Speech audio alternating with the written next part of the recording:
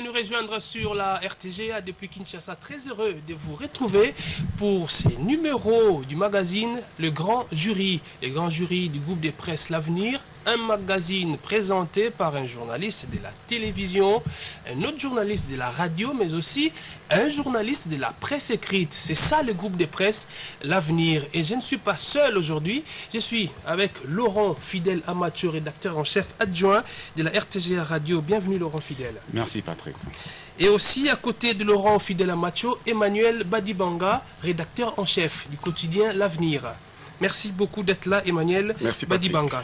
Et notre invité d'aujourd'hui, c'est Jean-Michel Dumont, représentant de l'Union européenne en République démocratique du Congo. Avec lui, Emmanuel Badibanga, d'ailleurs, il est déjà dans nos murs. C'est lui que nous voyons accueilli par le coordonnateur du groupe de presse L'Avenir.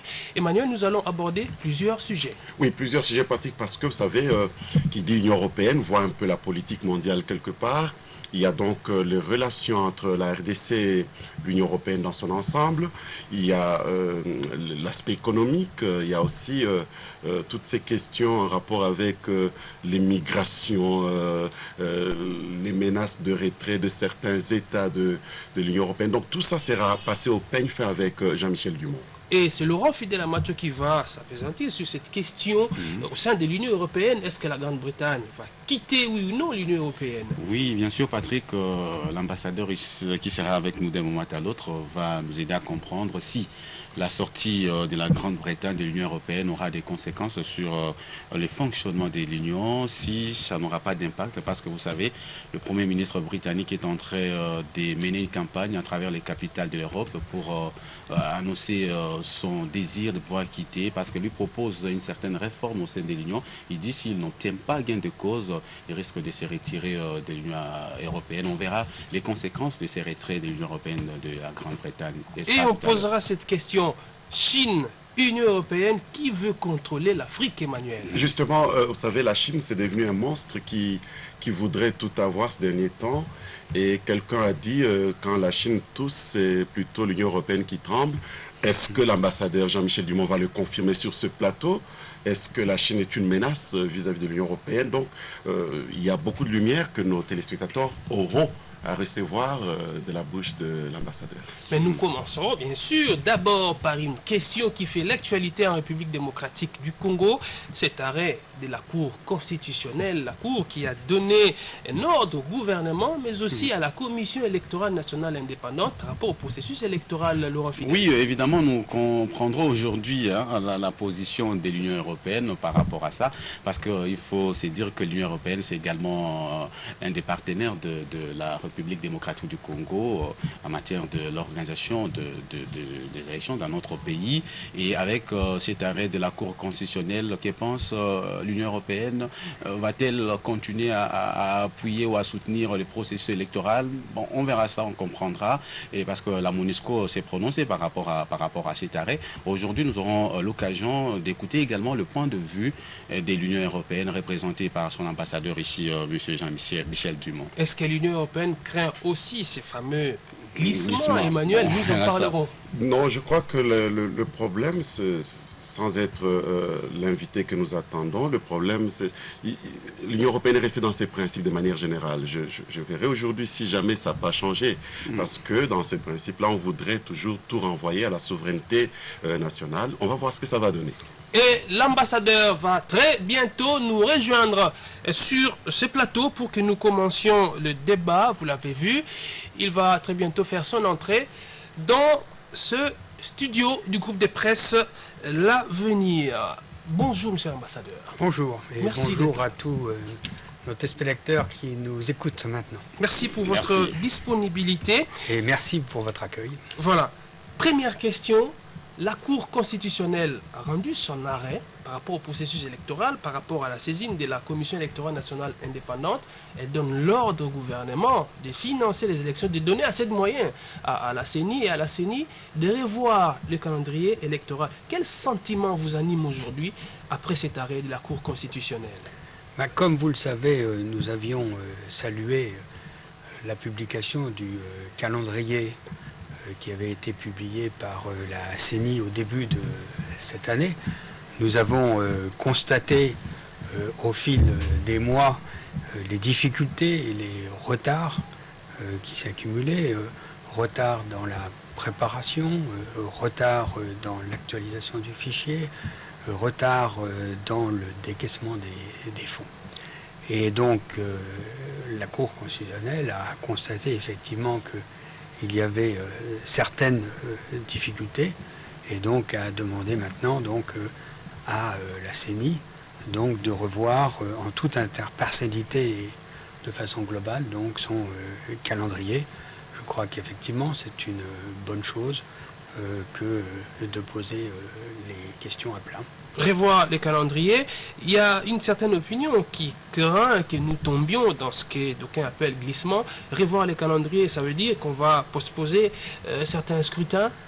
Écoutez, ce qui est important évidemment, c'est que les scrutins qui sont prévus par la Constitution, donc à savoir les élections législatives et présidentielles qui doivent se tenir à la fin 2016, puissent se tenir dans les délais impartis.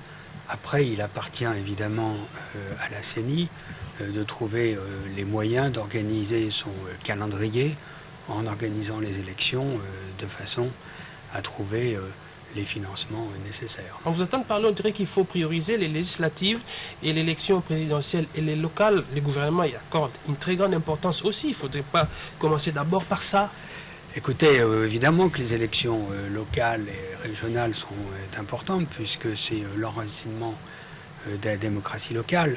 Mais ce qui est important, c'est évidemment le texte de la Constitution qui fixe un délai précis pour l'élection présidentielle. Et puis ce sont les engagements qui ont été pris et qui engagent la République démocratique du Congo à travers la résolution 2211 du Conseil de sécurité et qui a mis spécifiquement l'accent sur les élections législatives et présidentielles. Emmanuel Badibanga.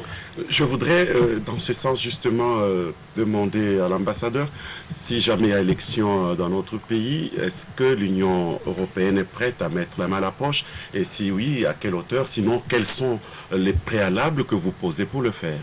Écoutez, il n'y a rien de nouveau. L'Union européenne a toujours dit qu'elle était prête à participer donc à l'organisation de ces élections. D'ores et déjà, nous avons mis à disposition 6 millions d'euros. D'une part, dans une assistance technique à la Commission électorale nationale indépendante, nous avons 5 experts qui travaillent auprès de la CENI pour faciliter l'organisation du travail, notamment sur un plan logistique et juridique. Et puis, vous savez évidemment que ce qui est très important, c'est l'éducation citoyenne, l'éducation civique. Et là, nous avons 4 500 000 euros qui ont été mis à la disposition d'organisations pour surveiller les élections, pour les observer et faire en sorte que celles-ci se déroulent dans un climat apaisé. Vous savez que c'est très important parce que il y a souvent des controverses lorsque des élections se passent. Un candidat peut parfaitement avoir une majorité de voix dans une région et pas dans l'autre. Lorsque les données viennent du gouvernement, c'est toujours un petit peu suspect. En revanche, lorsqu'il y a un contrôle ou un comptage parallèle, cela donne une certaine crédibilité au processus et c'est donc un moyen aussi d'apaiser les tensions électorales. Donc ça, c'est un premier volet. Le deuxième volet, c'est... les préalables. Je ne parlerai pas de préalables, je dirais simplement qu'il faut d'abord que l'on ait un calendrier en bonne et due forme. Aujourd'hui, très franchement, après la décision de la Cour constitutionnelle, on attend de voir ce que la CENI va décider. Ensuite, il faut savoir quel est le montant du budget. Il y a des chiffres qui ont été avancés. Nombreux sont ceux qui pensent que ces dépenses peuvent être réduites. Il y a des manières de l'organiser. Il y a un calendrier qui peut s'organiser de façon à réduire ces dépenses. Et donc, il faut voir quels sont les besoins réels avant que nous puissions nous prononcer, voir quelle est la contribution du gouvernement, quelle est la part du budget. Dans le budget 2014, il y avait un montant de 169 millions de dollars qui était inscrit. Dans le budget 2015, il y a 245 millions de dollars qui sont inscrits. Où est-ce qu'on en est? Ensuite, à quoi consacrer ces fonds? Il y a un certain nombre, évidemment, de conditions qui avaient été, de remarques qui avaient été faites par la mission d'observation électorale de l'Union européenne en son temps. Et parmi les points importants figure notamment l'actualisation du fichier, de façon à avoir un fichier crédible. Vous savez, et le président de la République lui-même y a fait allusion à plusieurs reprises, la nécessité d'inscrire ce qu'on appelle les nouveaux majeurs, c'est-à-dire ceux qui ont atteint l'âge de 18 ans depuis 2011. C'est sans doute plusieurs millions d'électeurs potentiels. Donc il faut compter tous ces gens-là, il faut compter les omis, il faut retirer ceux qui sont malheureusement morts. Et donc c'est quand même quelque chose d'important. Et tout ça, ça va prendre du temps. Ça va prendre du temps, effectivement. C'est pour ça qu'il faut se préparer vite. Effectivement, l'actualisation du fichier, cela suppose d'envoyer un certain nombre d'émissaires avec des matériels d'enregistrement, de les recruter, de les former, ensuite de passer à l'enquête sur place et puis après d'exploiter les données. C'est effectivement plusieurs mois qui sont nécessaires. C'est pour ça qu'il faut aller assez vite. Et donc nécessité d'entrevoir déjà, de repousser certains scrutins. Pas du tout. Vu le temps qui court déjà. Pas du tout, non. Je pense que ce qu'il faut, c'est au contraire se presser pour ne pas être en retard. Et nous, de notre côté, nous avons également des procédures. Nous devons vérifier à travers un certain nombre de comités. Vous savez que l'Union européenne adore les comités. Et donc, que nos États membres également donnent leur aval. Et ceci prendra aussi du temps. C'est pour ça, effectivement, qu'il est urgent, d'une part, que conformément à ce que vient d'arrêter la Cour constitutionnelle, la CENI présente un calendrier crédible et réaliste, et d'autre part que le gouvernement, comme la Cour constitutionnelle vient de le demander, fournisse les moyens nécessaires pour l'organisation de ces élections. Oui, monsieur l'ambassadeur, est-ce qu'on peut affirmer aujourd'hui que les relations entre l'Union européenne et la RDC sont excellentes au regard de ce que vous venez d'avancer ici? Apparemment, il y a un petit souci entre l'Union européenne et la RDC au sujet, évidemment, du processus électoral. Écoutez, je ne vois pas tout à fait les choses dans le même sens. Moi, j'ai toujours entendu dire les autorités de ce pays qu'elles respecteraient la Constitution, et nous n'avons pas de raison d'en douter, donc nous ne voyons pas de raison de nourrir un contentieux qui n'existe pas. Ce que je constate, moi, c'est d'une part qu'il y a la nécessité et l'importance d'un partenariat entre, je dirais plus généralement, l'Union européenne et le continent africain. Nos destins sont liés par l'histoire, par la géographie, par la culture et à l'avenir par nos intérêts communs.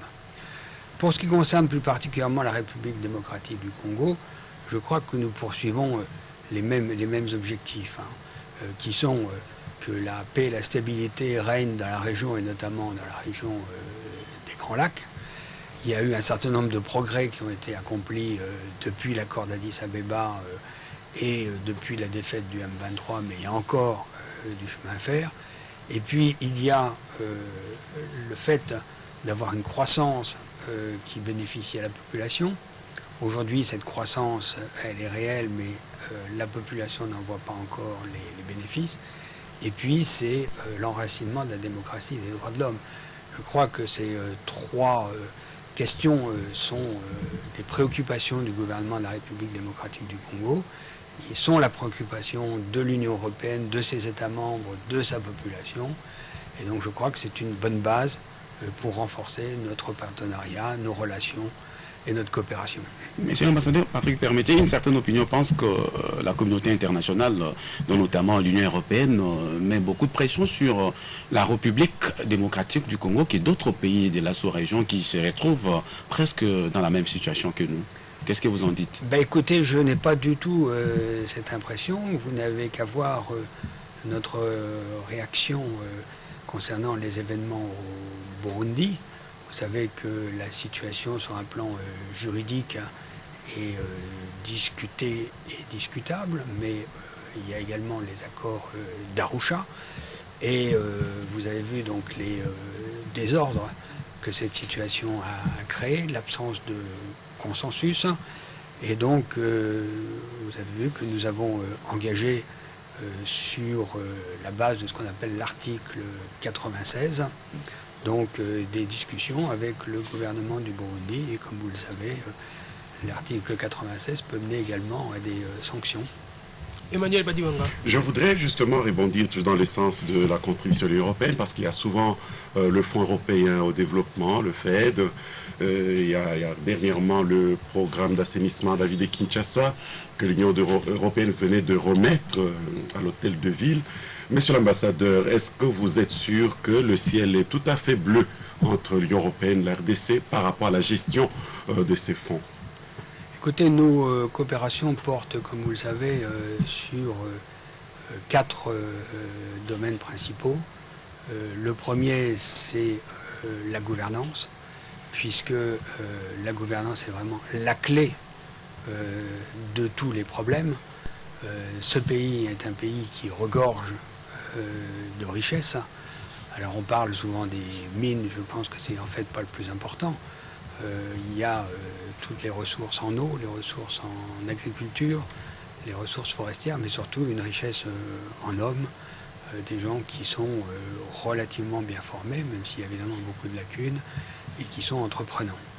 Donc la question, c'est de les organiser pour transformer ces richesses potentielles dont on parle depuis longtemps en réalité. Alors comment ça passe? Ça passe par une réforme des finances publiques qui est en cours. Il y a eu des progrès qui ont été réalisés. Ça passe également par une réforme de la justice. La situation de la justice en République démocratique du Congo est catastrophique. Ce n'est pas à vous que je l'apprendrai, puisque le président de la République, dans son discours d'ouverture pour les États généraux de la justice, l'a dit, que le ministre de la Justice n'a cessé de le répéter. Et donc nous sommes engagés aux côtés du gouvernement congolais pour une véritable réforme de la justice. Et la justice, je dirais, c'est très important parce que vous avez la majorité, soyons concrets, la majorité des problèmes ici qui viennent devant les tribunaux sont des problèmes liés au foncier.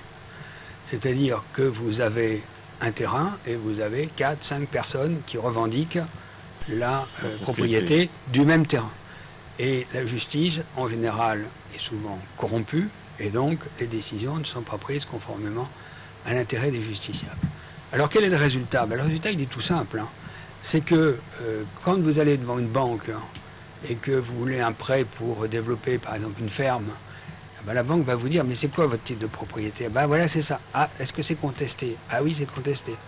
Donc, vous n'avez pas d'hypothèque, vous n'avez pas de prêt, et c'est un frein considérable au développement de l'agriculture. Donc la justice, c'est pas simplement un problème d'éthique, c'est pas un problème de justice devant les citoyens, c'est aussi un problème d'efficacité économique. Et puis, si vous n'avez pas de justice, vous avez un développement des justices parallèles, donc de l'insécurité.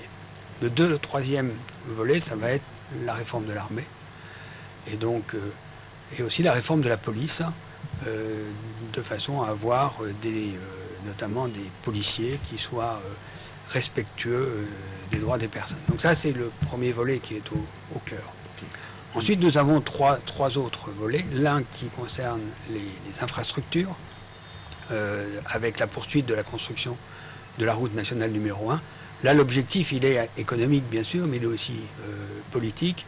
C'est affirmer notre soutien à l'unité territoriale et à l'intégrité territoriale de la République démocratique du Congo, parce que vous avez un pays qui est immense, mais qui a 3 grandes zones économiquement et démographiquement importantes, Kinshasa, Matadi, le rift oriental, le long des Grands Lacs, et la zone cuprifère du Katanga. Et puis, au centre, un grand vide. Et donc, pour maintenir l'unité territoriale, il faut des routes, il faut une route. Donc voilà, c'est aussi la signification de cette route. Troisième volet, c'est la santé. Et là, avec un objectif qui est très clair, qui est d'aider à construire un système de santé qui dure. C'est-à-dire, c'est pas amener un hôpital, un centre de santé, soigner des gens. c'est bâtir un système de santé qui fasse que sur la durée, les gens puissent se soigner correctement. Ça veut dire qu'il faut aussi une offre de soins de santé et il faut une demande qui soit en face. Et donc que les deux soient en équilibre. Et puis le quatrième, c'est parce que c'est un enjeu vital pour la République démocratique du Congo, c'est la préservation de l'environnement parce que la RDC fait partie des 10 pays au monde les plus menacés par le changement climatique. Aujourd'hui, vous voyez la sécheresse qui règne à Kinshasa, vous voyez l'état du fleuve, vous voyez l'état des pelouses dans la ville. C'est peut-être parce que c'est la RDC qui absorbe tout ce que vous polluez. Écoutez, je pense que d'abord la République démocratique du Congo fait partie des gros émetteurs de gaz de serre dans le monde. Je voudrais vraiment discuter, Votre Excellence. Eh oui, mais suivant certaines études, c'est un des principaux pollueurs en Afrique. La RDC. Et du fait de la déforestation, qui maintenant progresse à un rythme très important. Et vous voyez les conséquences quand vous allez dans le sud du Katanga, quand vous allez dans le nord de l'Ubangi, quand vous allez dans le Congo central, vous voyez qu'il y a déjà des précipitations, des pluies qui sont diminuées, et vous avez des cultures qui sont menacées. Il y a un siècle, le Lubangui était navigable toute l'année, sauf 4 jours par an. Maintenant, l'Ubangi n'est plus navigable que 122 jours par an. Voilà, c'est ça la réalité, c'est ça la menace. Il faut donc en tenir compte. Monsieur l'ambassadeur, je voudrais rebondir parce qu'en fait, vous ne m'avez pas parlé jusqu'ici de la gestion du FED et même de passation de main dans l'affaire assainissement de la ville de Kinshasa.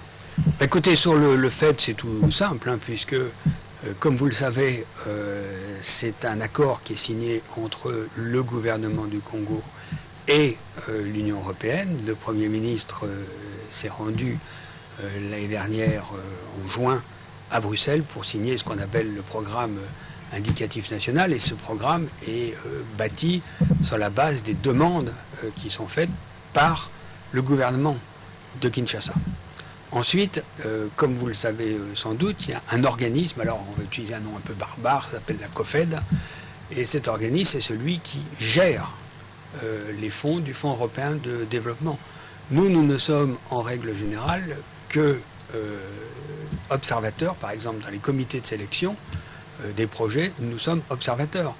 Dans un comité de 6 ou 7 membres, il y a un observateur de l'Union européenne, mais les instances déterminantes et décisives, que ce soit pour la définition des programmes, pour leur exécution ou pour leur contrôle, ce sont les instances de la République démocratique du Congo. Pour ce qui concerne le projet d'assainissement, comme vous savez, nos projets sont destinés à être repris par les autorités congolaises. Nous sommes là pour vous accompagner, mais nous ne sommes pas là pour nous substituer à l'effort que font les autorités congolaises. Je crois que ceci est tout à fait conforme au principe de la souveraineté nationale. Et donc nous avons dépensé au cours de la décennie passée pas loin de 100 millions d'euros.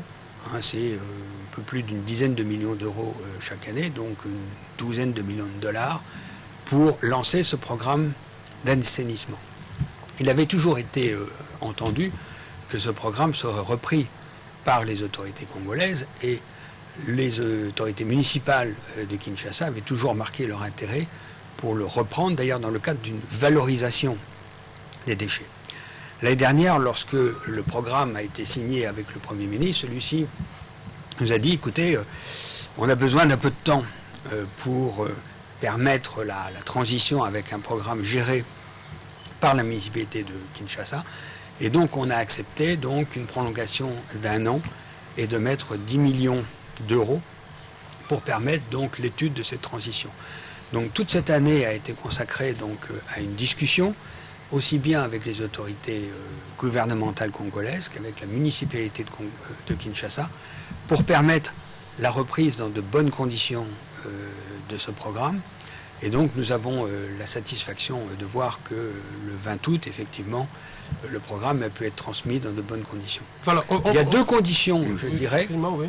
L'une, c'est que, par exemple, pour l'assainissement de la ville, la construction des égouts, il y a des expropriations qui doivent être menées. Alors c'est toujours désagréable d'être exproprié, ceci étant, Vous savez que ces gens qui ont construit ces maisons l'ont fait de façon illégale et en plus en se mettant en danger, aussi bien d'un point de vue de salubrité qu'en cas d'inondation.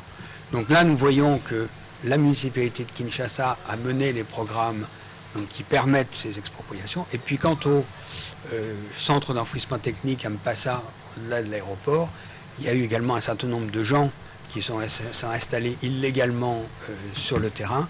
Donc là, maintenant, nous voyons également avec satisfaction que les mesures d'expropriation sont en cours et que la clôture du terrain est en cours, de façon donc à ce que ce qui a été prévu pour l'enfouissement de ces déchets se fasse en attendant une solution pérenne, parce que je suis d'accord avec vous que c'est une solution qui ne peut être que transitoire. Ce qu'il faut, c'est le tri sélectif, c'est valoriser ces déchets, c'est utiliser la biomasse pour produire de l'électricité. Mais bon, ça ne se fait pas en quelques semaines. Voilà, Monsieur l'Ambassadeur, avant de passer la parole à Laurent Fidèle Macho pour parler de l'actualité au sein de l'Union européenne, je voudrais qu'on revienne un tout petit peu sur le processus électoral. Vous avez tout à l'heure reconnu qu'on n'aura pas assez de temps, il faudra accélérer les choses pour que les grands scrutins, entre guillemets, soient organisés dans le délai. Mais il y a eu une très mauvaise expérience vécue ici en RDC en 2011. Des élections jugées catastrophiques, avec un calendrier serré, les choses ont été accélérées et ça nous a produit des élections qu'on a tous vécues ici. Est-ce qu'il faudrait-il organiser les choses dans les délais, mais des mauvaises élections avec toutes les conséquences, ou repousser un tout petit peu et organiser des bonnes élections qui ne seront pas contestées. Et passant éventuellement par un dialogue. Voilà. Écoutez, moi, j'ai pas l'impression que les élections de 2011 aient été si catastrophiques que ça. Alors, évidemment, il y a eu des retards dans la préparation, mais le jour du scrutin, les urnes étaient là à peu près en temps et en heure. Les bureaux de vote étaient organisés et tenus et les électeurs se sont présentés en masse et de façon ordonnée. Il y a eu quelques violences regrettables avant les élections, il y a eu quelques violences après les élections, mais le jour des élections même, les choses se sont plutôt bien passées. Comme vous le savez, les difficultés, elles sont venues après. Elles sont venues lorsqu'il y a eu la comptabilisation dans les centres régionaux de vote. Et là, c'était la responsabilité de la CENI et de son président de l'époque. Donc c'est là qu'est la difficulté. Donc je veux dire que ceci plaide, et nous avons encore largement le temps, pour préparer ces élections de façon sereine, en temps et en heure, pour qu'elles se tiennent normalement. Techniquement, s'il faut... Par le dialogue, c'est l'ambassadeur, le dialogue s'impose donc, entre Congolais. Mais on a toujours été pour le dialogue, et ce dialogue, effectivement, s'il permet d'organiser les élections dans les délais et selon les règles constitutionnelles, évidemment, est utile, ne serait-ce que pour discuter des questions de financement, d'organisation des listes, toute une série de détails logistiques et matériels qui sont importants. Mais nous avons confiance et il est, à notre avis, tout à fait possible d'organiser ces élections dans les délais sans difficulté majeure. Avec l'enrôlement des nouveaux majeurs, s'il faut tenir compte de tous ces paramètres, parce qu'avant les discours de la CENI, c'était nous continuons un processus commencé par le bureau Mulunda. Les nouveaux majeurs, on ne s'occupe pas d'abord d'eux. Maintenant, les politiques se mettent d'accord, il faut enrôler les nouveaux majeurs. Donc il faut tenir compte de ces données-là, les calendriers. D'abord, à ce que je sache, l'enrôlement des nouveaux majeurs pour les élections de novembre 2016 a toujours été prévu. Il n'a jamais été question de ne pas le faire. Je crois que ça, c'est un fait acquis. Deuxièmement, ces nouveaux majeurs, ils sont peut-être majeurs de façon nouvelle, mais ils ne sont pas nouveaux, puisqu'ils sont nés quand même entre il y a 18 et 23 ans. Donc ça permettait quand même de prévoir. Ça fait 5 ans que l'on sait qu'il va y avoir des élections. Donc on a largement eu le temps de s'y préparer. Et aussi la donne congolais de l'étranger. Les Congolais de l'étranger qu'il faut enrôler aussi. Oui, mais ça, c'est pas un problème majeur. Je veux dire, bon, qui veut tuer son chien l'accuse de rage. S'il y a, évidemment, mauvaise foi ou autre, c'est une autre question. Mais aujourd'hui, politiquement, techniquement, financièrement, il est tout à fait possible d'organiser ces élections dans les délais prescrits par la Constitution. Laurent Fidel-Amacho. Oui, très bien. On va changer un peu les chapitres, comme vous l'avez dit, Patrick. On va parler de l'actualité au sein de l'Union européenne. Il y a beaucoup à dire, notamment ces fameux dossiers des migrants. Il y a également cette tournée dans les différentes capitales de l'Europe du Premier ministre britannique David Cameron, qui sensibilise ses pairs pour obtenir la renégociation de certains traités européens. Comment d'abord vous jugez, vous interprétez cette démarche du Premier ministre britannique? Écoutez, je pense qu'il est de l'intérêt à la fois de l'Union européenne et de la Grande-Bretagne que la Grande-Bretagne reste dans l'Union européenne. Donc il faut que le Premier ministre britannique précise ses demandes, que l'on en discute. Il y a un certain nombre de souhaits qui sont formulés et qui vont, je crois, dans le sens de ce que souhaite l'Union européenne en termes de simplification, en termes de traitement des dossiers au niveau où c'est nécessaire, c'est-à-dire européen quand c'est indispensable, par exemple clairement les questions d'environnement ou de migration, et puis des questions qui peuvent être traitées au niveau national, voire au niveau régional, voire local. Faciliter également le marché intérieur, renforcer le rôle des parlements et de l'opinion nationale dans le débat européen. Je crois que là, il y a des pistes. Il appartient donc au gouvernement britannique de formuler ces requêtes. Je crois que les autres pays membres de l'Union européenne sont prêts à discuter. Il y a un certain nombre de choses qui sont évidemment intangibles, sur lesquelles il n'est pas question évidemment de revenir. Monsieur l'ambassadeur, mais à voir tout ça, c'est comme qui dirait que ça ne va pas au sein de l'Union européenne. Bah, écoutez, oui, effectivement, ça ne va pas. Vous avez. Et qu'est-ce qui ne va pas, monsieur l'ambassadeur? Bah, il y a beaucoup de choses qui ne vont pas. Je dirais que c'est d'abord la situation du monde qui ne va pas très bien. Vous avez donc les situations de guerre civile atroce qui ravagent le Proche et le Moyen-Orient.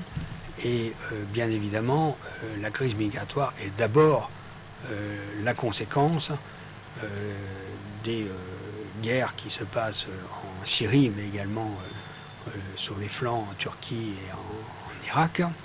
C'est aussi le résultat des dictatures, par exemple en Érythrée, où la population fuit son propre régime en raison de la répression. Donc là, il y a un problème de stabilité et l'Europe est aux portes de la Méditerranée et donc en subit les conséquences directes. Deuxièmement, il y a un autre problème qui se profile, qui est celui de l'adaptation du modèle économique chinois. Aujourd'hui, le modèle chinois trouve ses limites. Et donc l'expansion sur la base d'un investissement forcené est un peu en bout de course. Et donc il faut trouver d'autres solutions. Ça a des conséquences sur l'ensemble du monde. Évidemment, tout le monde a retenu la chute de la bourse de Shanghai, mais plus fondamentalement, c'est le ralentissement de l'économie chinoise, c'est le ralentissement de la demande, en particulier sur un certain nombre de matières premières, et les conséquences en sont d'ailleurs immédiates sur la République démocratique du Congo. Vous savez que la Chine consomme 50% du cuivre qui est produit dans le monde. Aujourd'hui, le cuivre tourne autour de $5 000 la tonne, c'est-à-dire le point mort, c'est-à-dire celui à partir duquel les entreprises ne gagnent plus d'argent. Et donc le résultat, c'est qu'un certain nombre d'entreprises stoppent leurs investissements, voire stoppent même leur production, comme vient de faire la société Glencore. Et donc le résultat immédiat, c'est la réduction des prévisions de croissance de la République démocratique du Congo de 9,2 à 8,4% dès cette année. Donc là, il y a un deuxième problème majeur. Et puis le troisième qui nous concerne tous, et qui est, je dirais, le plus grave à terme, c'est le réchauffement climatique. On aura beaucoup de mal à respecter la limite de 2 degrés que s'est fixé. Et comme je le disais, la République démocratique du Congo fait partie des pays qui sont les plus menacés. Et qu'est-ce que ça veut dire? À ce moment-là, ce ne sont plus des centaines de milliers de migrants que nous verrons à travers le monde, ce sont des centaines de millions de réfugiés, avec toutes les conséquences que cela a en termes de stabilité, de déplacement, de guerre. Aujourd'hui, nous avons 57 millions de réfugiés dans le monde, c'est plus que jamais. Donc il y a un certain nombre de problèmes qui concernent l'ensemble de la planète. L'Union européenne en subit les conséquences, que ce soit évidemment sur le plan des migrations ou sur le plan économique, avec les conséquences encore visibles de la crise de 2008-2009. Mais je suis assez confiant que les pays membres de l'Union européenne, les populations européennes, sauront relever ces défis. Elles ont commencé à le faire et trouveront les solutions. Vous savez, on nous a prédit l'éclatement de la zone euro. Alors on a vécu des moments qui n'étaient pas faciles. Il y a eu des discussions qui ont été extrêmement Il y a toujours difficiles. des stigmates d'ailleurs à propos. Bah oui, évidemment qu'il y a des stigmates. Quand vous disputez de cette façon, il y a forcément des traces qui restent. Mais malgré tout ce qui avait été prédit, on a trouvé un accord avec la Grèce. Alors, personne n'est content, évidemment, de cet accord. Les Grecs, parce qu'ils le trouvent trop dur, les autres, les créanciers, parce qu'ils le trouvent trop laxiste. Mais l'important, c'est qu'on a trouvé un accord et que le Parlement l'a accepté, qu'on repart sur de nouvelles bases. Aujourd'hui, la situation économique s'améliore, la croissance repart, la confiance revient et le chômage, même s'il reste important, commence à diminuer. Et même s'il faut le craindre, monsieur l'ambassadeur, aussi avec tous ces migrants, ça va renverser la vapeur dans l'Union européenne. Le chômage risque de reprendre de l'ascenseur. Non, parce Comment que... vous comptez gérer cette question des migrants? Parce que d'abord, même si vous prenez tous les chiffres, ça ne représente que moins de 1/1000 de la population européenne. Deuxièmement, le problème est le problème de leur intégration, notamment sur un plan culturel, mais sur un plan économique, vous avez des gens qui sont jeunes, motivés, et généralement bien formés.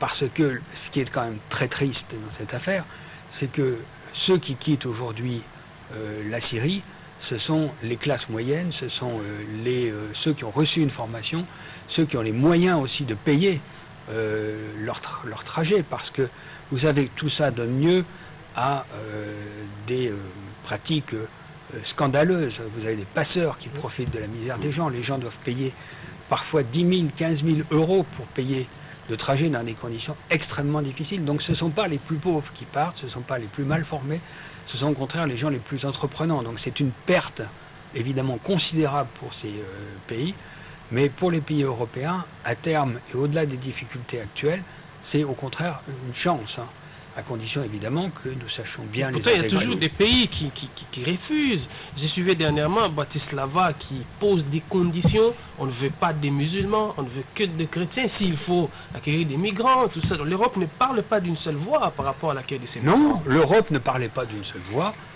parce que c'est une question sensible, parce que c'est une question compliquée. Si je rappelle qu'ici, l'accueil des réfugiés en 1994 non plus ne s'est pas passé dans des conditions extrêmement faciles. Et c'est normal que les populations réagissent. Mais je crois que tous ont pris conscience et qu'il y a un mouvement à la fois de solidarité, de prise de conscience des enjeux. Et je suis certain que, in fine, les gouvernements européens trouveront les solutions. Donc je suis assez confiant pour l'avenir, même si les difficultés aujourd'hui sont réelles. Oui. Vous ne pensez pas que le Premier ministre britannique a raison quand il demande à ce qu'il puisse y avoir une profonde réforme au sein de l'Union européenne? Parce qu'aujourd'hui, si la Grande-Bretagne venait à se retirer de l'Union européenne, que perdrait l'Europe, monsieur l'ambassadeur, dans la mesure où la Grande-Bretagne, comme vous le savez, a un pied dans l'Union et un pied à l'extérieur, d'autant plus que la Grande-Bretagne est membre de l'Union européenne, mais il n'est pas dans la zone euro.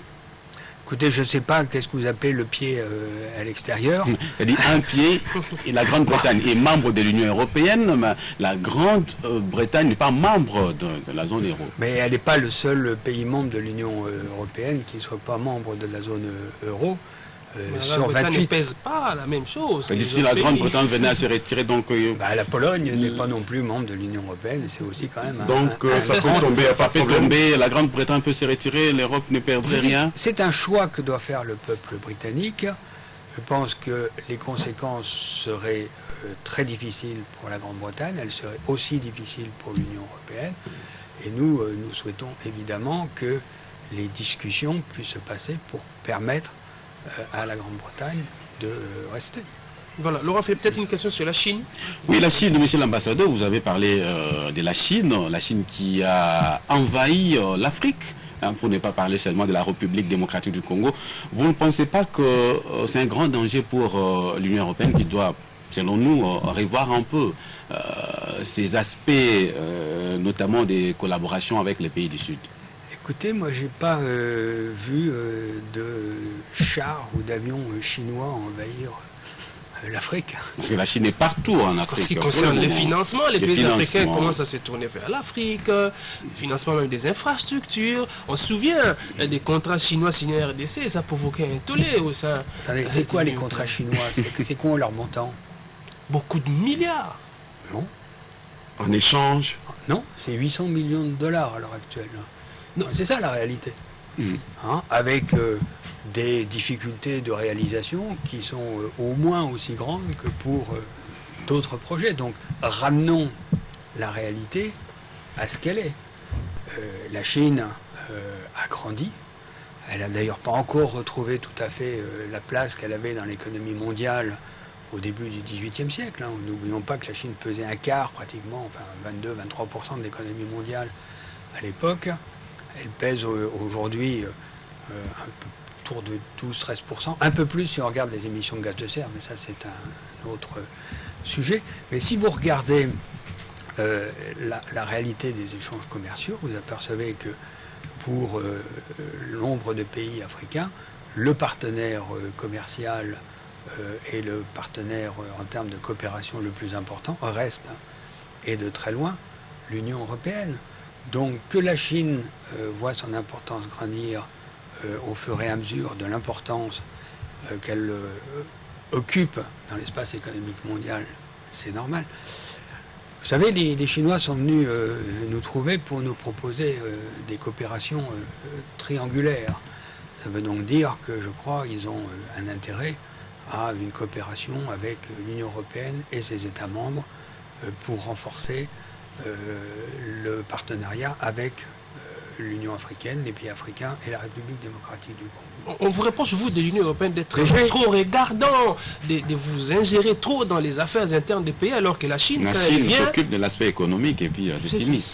Oui, mais il faudrait peut-être regarder le résultat, c'est-à-dire combien vous aurez payé au bout du compte, et quand vous aurez fait les comptes des contrats chinois, on pourra en reparler dans quelques années. Et je dirais quand même que ce qui est important, c'est aussi de voir les ressources que les pays africains doivent pouvoir tirer d'eux-mêmes. Aujourd'hui, quelle est la recette finalement la plus importante venue de l'extérieur? Je ne parle même pas des ressources qui peuvent être tirées des pays africains eux-mêmes, mais ce sont les fonds qui sont envoyés par les émigrés. C'est 65 milliards de dollars par an. Pour un pays comme le Nigeria, c'est 24 milliards de dollars par an. Donc c'est sans commune mesure avec n'importe quel financement. Le problème aujourd'hui, qu'est-ce que c'est? C'est que cet argent, il est utilisé en fait à des achats de biens de consommation, à acheter des télévisions, des téléphones et autres. Et il ne sert pas réellement au développement. Donc ce qu'il faut, c'est essayer, et ça c'est vraiment notre approche en termes de migration, c'est lutter contre l'immigration illégale parce que ça conduit aux résultats catastrophiques que nous voyons et ça enrichit un certain nombre de voyous que sont les passeurs. C'est organiser les canaux de migration légale de façon d'ailleurs à faciliter une circulation plus facile entre vos pays et nos pays, de façon à ce que l'expérience qui a pu être acquise en venant se former en Europe puisse être utilisée sur place. Et puis troisièmement, c'est utiliser cette force des diasporas, des migrants, pour contribuer au développement de ces pays.